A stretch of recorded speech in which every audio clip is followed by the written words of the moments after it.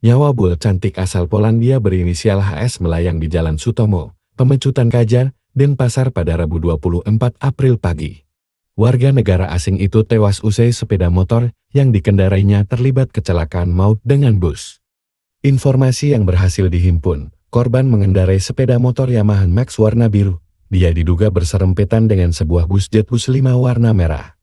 Apesnya lagi, korban jatuh dan disebut-sebut sempat terlindas. Akibatnya, turis muda berambut coklat kemarahan itu tewas di tempat kejadian perkara. Selanjutnya, jenazah HS dievakuasi menggunakan ambulans GPB di kota Denpasar ke RSUP Prof. Dr. Hiji MG Ngurah.